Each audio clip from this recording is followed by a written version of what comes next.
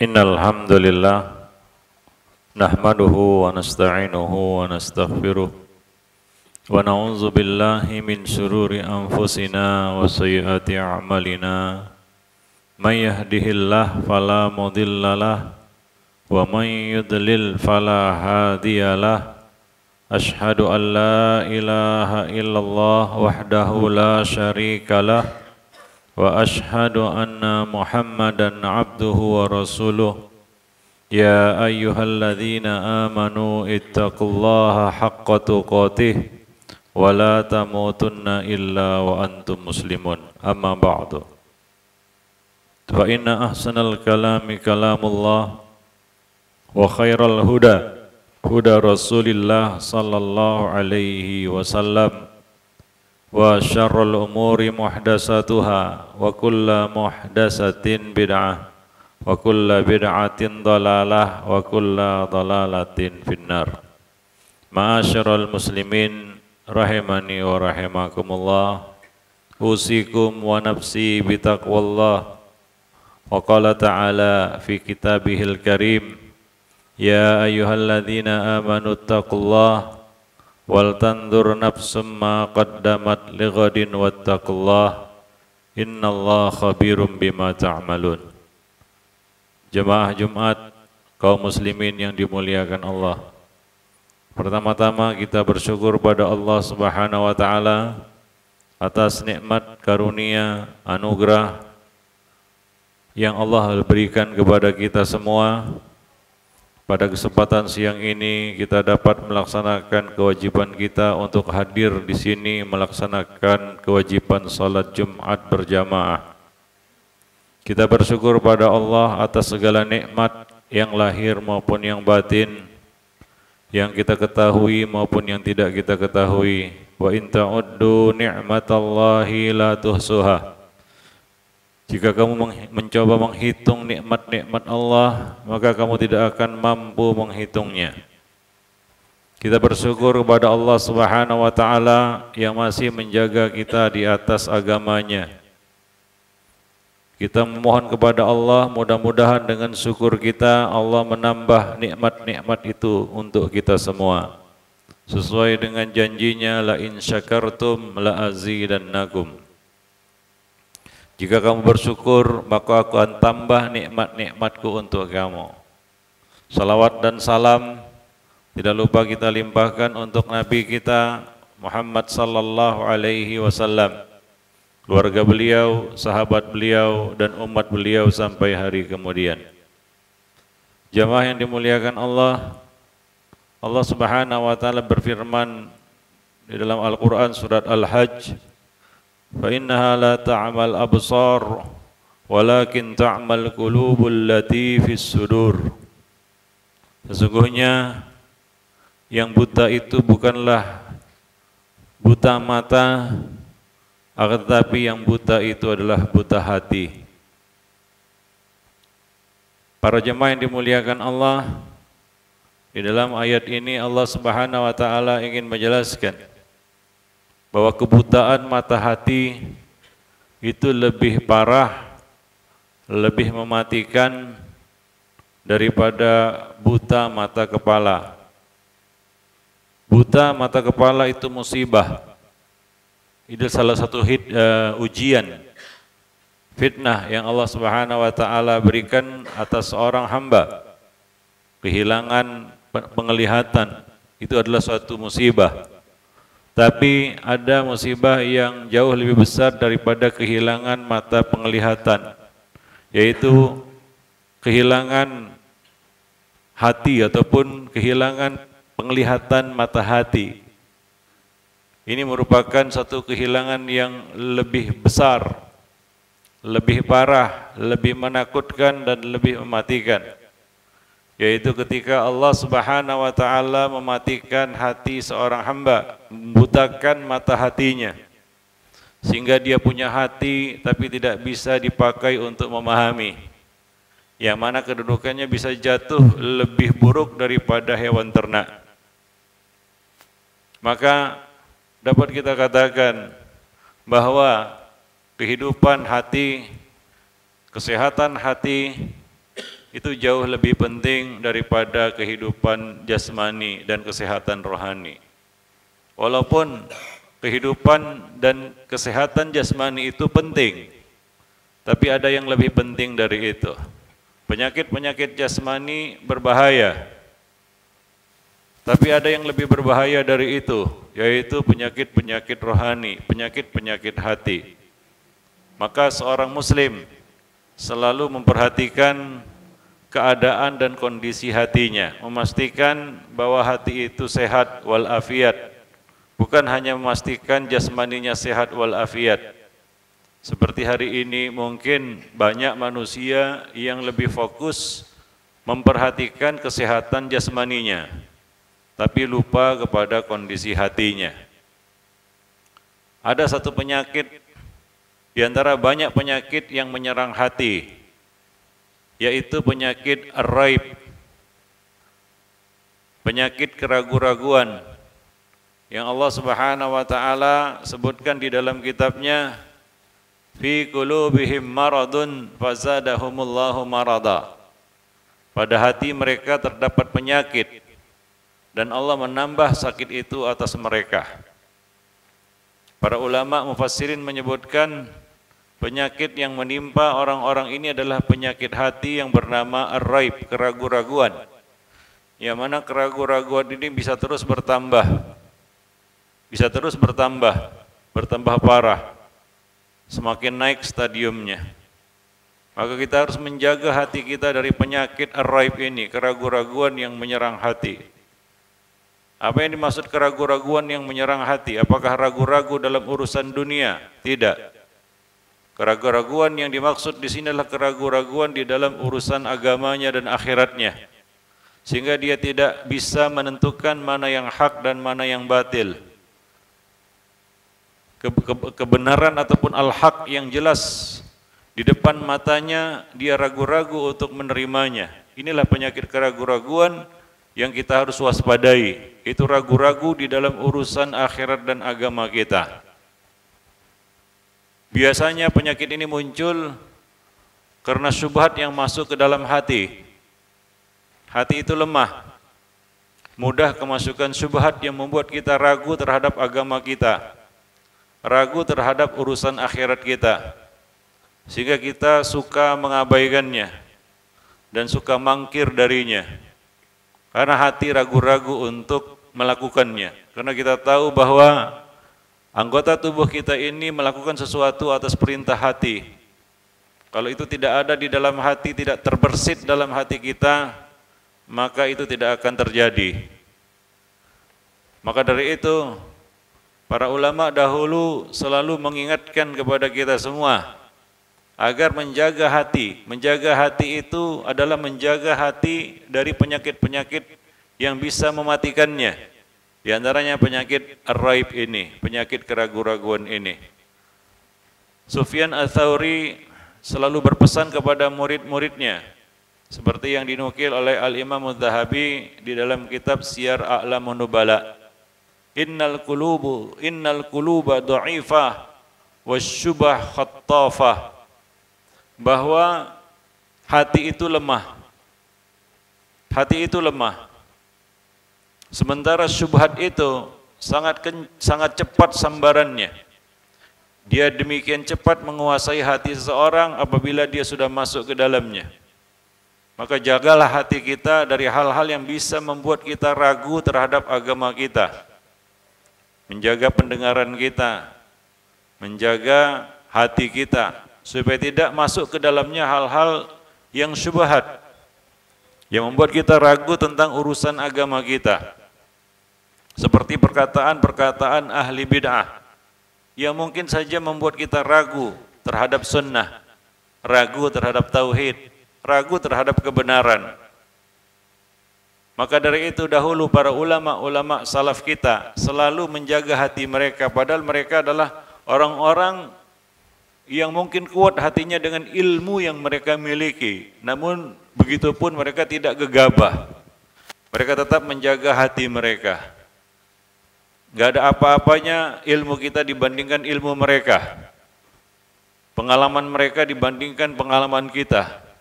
tapi mereka selalu menjaga hati. Seperti yang ditunjukkan oleh Ayyub As-Sakhtiyani. Ketika ada seorang ahli bid'ah ingin membacakan satu ayat kepadanya, ia meminta izin, ahli bid'ah ini meminta izin untuk membacakan satu ayat kepada beliau. Tapi beliau mengatakan tidak, walaupun setengah ayat. Ada yang berkata, wahai imam, apa salahnya dia membacakan satu ayat? Cuma satu ayat. Maka Ayyub As-Sakhtiyani berkata, aku khawatir dia membaca satu ayat lalu dia menyelewengkan maknanya dan itu masuk ke dalam hatiku. Karena syubhat itu kalau sudah masuk ke dalam hati akan susah untuk dikeluarkan. Dia akan menjadi racun yang terus akan menggerogoti hati kita sehingga hati kita menjadi lumpuh. Jamaah yang dimuliakan Allah, ini satu pelajaran yang diberikan kepada kepada kita dari seorang imam, bagaimana kita menjaga hati. Karena keraguan-raguan ini adalah penyakit yang dihembuskan setan ke dalam hati manusia. Yang Allah katakan alladzi yuwaswisu fi sudurin nas, yang bisikkan waswas ke dalam hati manusia. Waswas ini penyakit. Ya, penyakit waswas yaitu keraguan-raguan. Yang mana keraguan-raguan ini bisa terus bertambah dan bertambah sehingga kita mungkin saja meninggalkan sesuatu yang kita yakini sebagai kebenaran dan menerima sesuatu yang jelas itu adalah suatu kebatilan. Ya, hati itu lemah sementara syubhat itu sangat cepat sambarannya. Maka jagalah hati kita dari syubhat-syubhat yang bisa membuat hati kita ragu-ragu. Maka memperhatikan kondisi hati ini adalah perkara yang harus kita lakukan sepanjang hayat kita. Jangan kita merasa nyaman dan merasa kita katakan pede dengan kondisi hati. Karena kita nggak tahu bagaimana penyakit-penyakit hati itu menggerogoti hati. Sufyan Ats-Tsauri mengatakan tadi bahwa hati itu lemah. Nabi SAW di dalam sebuah hadis menggambarkan kepada kita tentang hati, perumpamaan hati. Nabi mengatakan matalul qalbi kamathali rishatin bi ardin falah yuqallibuhar riyah. Tuqallibuhar riyah. Perumpamaan hati itu adalah seperti bulu yang ada di tengah padang pasir yang luas, kemudian dia dihembus, diterbangkan oleh angin, dibolak-balikkan oleh angin. Begitulah kondisi hati kita, seperti sebatang bulu atau sebilah bulu yang dilepaskan di padang pasir yang luas, yang mana di situ angin sangat kencang hembusannya. Maka coba lihat, hati yang lepas itu akan terombang-ambing. Dia akan pergi kemana arah angin berhembus. Sepertilah kondisi hati manusia, lemah bagaikan sebilah bulu tadi yang tidak kuasa apa-apa menahan hembusan angin yang keras di padang pasir yang luas. Kalaupun hati itu kita pegang, kalaupun hati itu kita jaga, dia tetap bergerak terus, tidak pernah diam. Cobalah pegang sebilah bulu tadi di tengah-tengah padang pasir yang luas itu. Walaupun dia tidak pergi kemana-mana, tapi dia terus bergerak. Bagaimana kalau hati itu kita lepas, tidak kita jaga sama sekali, maka dia akan terbang entah kemana. Begitulah kondisi hati manusia. Jangankan sebilah bulu, bukit pasir aja bisa berpindah di padang pasir itu karena kerasnya hembusan dan tiupan angin di sana. Begitulah perumpamaan hati yang disebutkan Nabi SAW. Jadi jangan terlalu pede dengan hati kita lalu kita biarkan dia. Kita tidak mempedulikannya. Seolah-olah kita aman, seolah-olah kita akan terhindar dari fitnahnya. Ketahuilah bahwa syaitan, dalam hal ini iblis, punya pengalaman terhadap anak Adam, yaitu kepada bapak mereka Adam. Yang mana iblis menyasar hati Adam dengan memasukkan syubhat ke dalam hatinya dan berkata kepada Adam, hal adulluka ala syajaratil khuldi wa mulkil la yablah. Ini godaan iblis kepada Adam. Maukah aku tunjukkan pohon keabadian dan kerajaan yang tidak fana? Iblis menggoda hati Adam. Iblis tidak mencederai, iblis tidak melukai, iblis tidak memukuli jasad jasmani fisik Adam. Tapi yang dibidik oleh iblis adalah hatinya. Begitu lumpuh hati Adam, maka ia pun mendurhakai perintah Rabbnya. Fa'asa Adamu Rabbahu faghawa. Adam pun melanggar perintah Rabbnya dan ia jatuh dalam kesalahan. Fa'tabiru ya ulin nuha.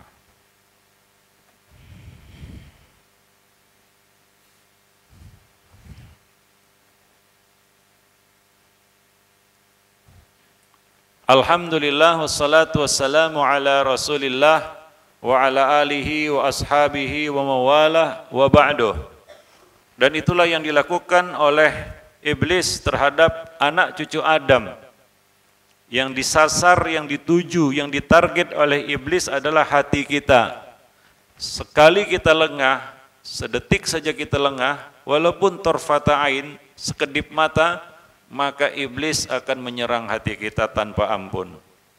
Ya, iblis akan melumpuhkan hati kita. Maka kita rasakan dalam kehidupan ini, kadang-kadang kita sudah punya keinginan yang baik, ingin menerima nasihat, tapi tiba-tiba saja kita tolak, tiba-tiba saja kita tangguhkan niat itu, hati berbolak-balik, ya, sehingga kita meninggalkan sesuatu yang kita tahu itu maslahat, dan kita lakukan sesuatu yang kita tahu itu adalah mudarat. Begitulah berbolak-baliknya hati, kadang-kadang kita tidak menyadarinya. Sangat berbahaya apabila kita lepas hati kita itu, dan setan ataupun iblis dengan mudah membolak-balikkannya dan bisikkan was-was ke dalamnya. Maka dari itu Nabi mengajari kita sebuah doa khusus untuk hati kita. Nabi mengajarkan ini kepada para sahabat, yaitu doa ya muqallibal qulub tsabbit qalbi ala dinik wa ya musarrifal qulub sarrif qalbi ila taatik. Ini diajarkan Nabi kepada para sahabat yang mulia, yaitu doa, ya Allah yang membolak-balikkan hati, teguhkanlah hatiku di atas agamamu. Ya Allah yang mengarahkan hati, arahkanlah hatiku untuk selalu menaatimu. Ini doa kita minta kepada Allah Subhanahu wa taala. Walaupun bagaimanapun hebatnya gempuran iblis dan bala tentaranya untuk menyasar dan menarget hati kita, tapi kita punya Rabb, kita punya tempat berlindung, agar hati kita bisa selamat. Hanya dengan perlindungan Allah, hati kita bisa selamat dari gempuran musuh kita itu. Maka ini doa patut untuk kita baca, apalagi bagi siapa yang peduli terhadap kondisi hatinya. Ketika Nabi mengajarkan doa ini kepada para sahabat bertanya, ya Rasulullah, apakah engkau ragu terhadap kami? Yaitu para sahabat. Maka Nabi mengatakan, iya. Lalu Nabi mengungkapkan alasannya, fa inna quluba bani adam baina usbu'aini min asabi'ir rahman yuqallibuha kaifa yasha. Karena sesungguhnya hati anak Adam itu di antara dua jari dari jari jemari Allah, Allah bolak-balikkan menurut kehendaknya. Maka kalaulah sahabat saja tidak bisa aman dari penyakit-penyakit hati, dari serangan-serangan iblis terhadap hati mereka, apalagi kita. Maka kita lebih patut untuk banyak-banyak membaca doa ini demi keselamatan hati kita. Demikianlah mudah-mudahan Allah Subhanahu wa taala menyelamatkan kita dari segala macam bentuk-bentuk penyakit hati dan memberikan kita hati yang sehat, hati yang selamat, hingga kita bertemu dengan Allah Subhanahu wa taala dengan membawa hati yang salim. Illa man atallaha biqalbin salim. Yauma la yanfa'u malun wala banun. Hari di mana tidak bermanfaat harta dan anak keturunan, illa kecuali man atallaha biqalbin salim. Orang yang datang kepada Allah dengan membawa hati yang salim, hati yang bersih, hati yang sehat, hati yang selamat dari syirik, hati yang berisi tauhid. Demikian mudah-mudahan bermanfaat. Innallaha malaikatahu yusholluna 'alan nabi ya ayyuhalladzina amanu shallu 'alaihi wa sallimu taslima. Allahumma salli ala Muhammad wa ala ali Muhammad kama sallaita ala Ibrahim wa ala ali Ibrahim innaka Hamidum Majid. Allahumma barik ala Muhammad wa ala ali Muhammad kama barakta ala Ibrahim wa ala ali Ibrahim innaka Hamidum Majid. Allahumma fir lil muslimina wal muslimat al ahya'i minhum wal amwat innaka sami'un qaribun mujibud da'wat ya qadiyal hajat. Rabbana zalamna anfusana wa illam taghfir lana wa tarhamna lanakunanna minal khasirin. Rabbana hab lana min azwajina wa dhurriyyatina qurrata a'yun waj'alna lil muttaqina imama. Rabbana afrigh alaina sabran wa tawaffana muslimin. Rabbana atina fid dunya hasanah wa fil akhirati hasanah wa qina adzabannar. Ibadallah rahimakumullah, innahu ta'ala yaqulu fi kitabihil karim, wal asri innal insana lafi khusrin illa alladhina amanu wa amilus solihat wa tawasaw bil haqqi wa tawasaw bis sabri wa aqimis shalah.